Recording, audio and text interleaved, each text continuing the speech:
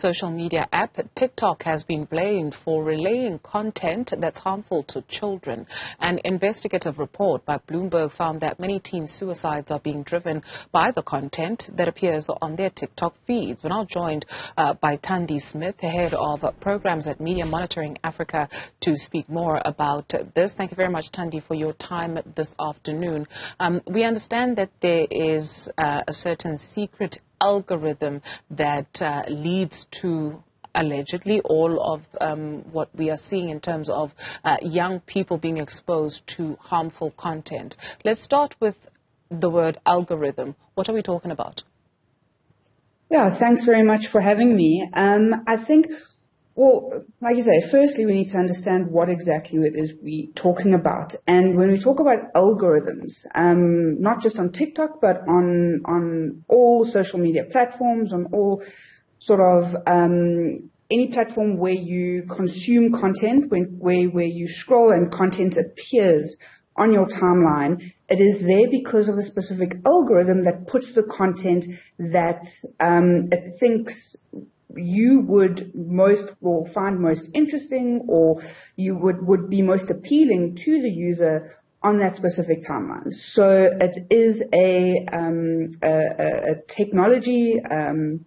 It's developed to map out your sort of user behavior. That calculates the sort of interests. So from what you click, what you read, what you spend most time on consuming in terms of various formats of digital content, whether it's articles or pictures or videos, it will collate all of that information and then present to you what it thinks you will find most interesting. And it's a very sort of dangerous place to be in if you don't understand how and why this works.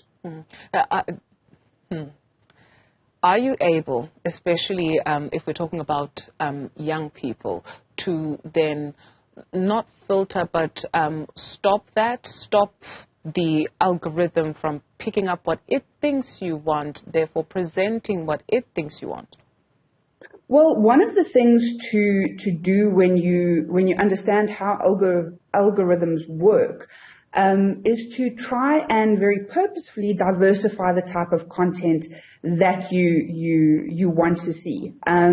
But you know that does become quite difficult, especially when you are using social media to look at content or to find content that does interest you. Or you know, that you want to know more information about. But yeah, it is very difficult to sort of manipulate those algorithms into diversifying the types of content that you receive. And so I think what we need to be focusing more is how we go about creating awareness and creating and implementing sort of critical digital literacy programs for adults and for young people, so that we understand the tech better, so that we understand what it is that we're using, that we're consuming, and through that you can sort of get around these algorithms and sort of shape your own content.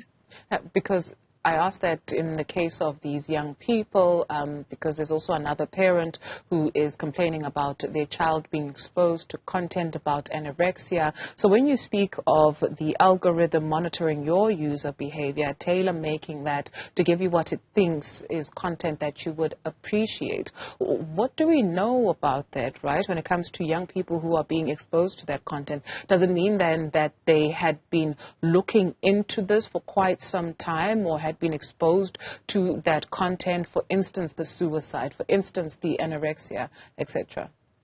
Yeah, you know, I don't think so. I don't think the algorithms need to be mapping this sort of content or user behavior for a very long time to start generating the content it thinks you want to see. And like you say, like you've pointed out, we've seen how harmful content, especially through TikTok, that's been highlighted recently, harmful content is making its way targeting young people. And you know, that's something that needs to be challenged. we know that harmful content is being targeted very, very quickly when young people sign up to TikTok, and we're talking about young teenagers. There have been a number of instances and investigations across or around the world recently looking into just how quickly content on TikTok or harmful content is targeting or being promoted and appearing on young people's timelines. And again, you don't need to be on TikTok for very long for this to happen. And to get the content. So there's something going on TikTok's algorithms that is allowing harmful content on its platform, which already should be challenged. And secondly, allowing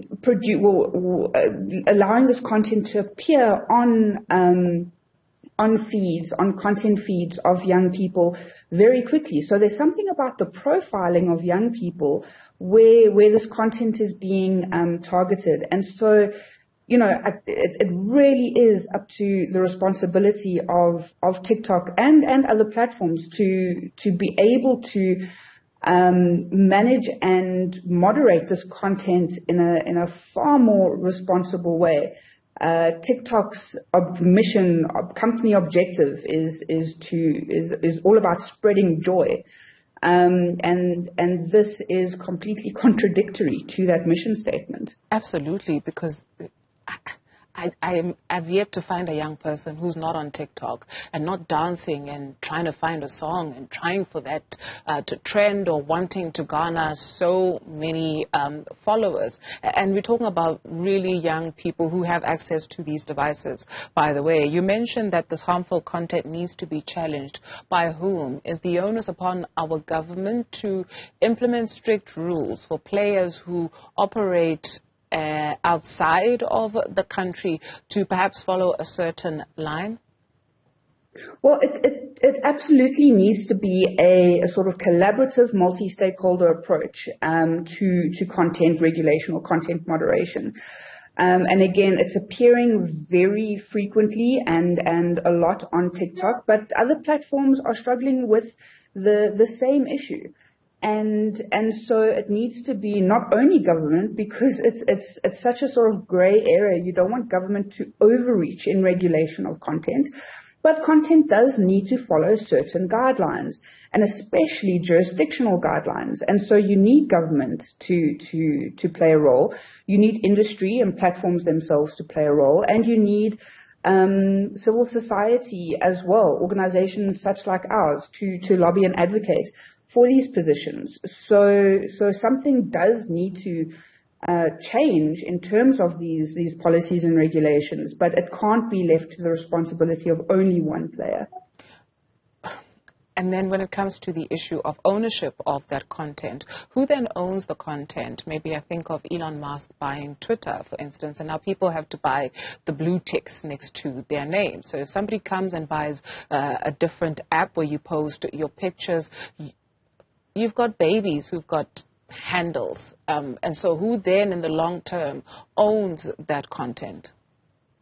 Well, it does differ from platform to platform, but what you often see is very detailed terms and conditions, especially under privacy policies of these platforms, where it becomes very complicated in trying to unpack and understand. And most often than not, the platform themselves would essentially own the content, but they word it in such a way that you give up your right to owning the content. So even though you produce the content, it does then it like I said, it differs from platform to platform.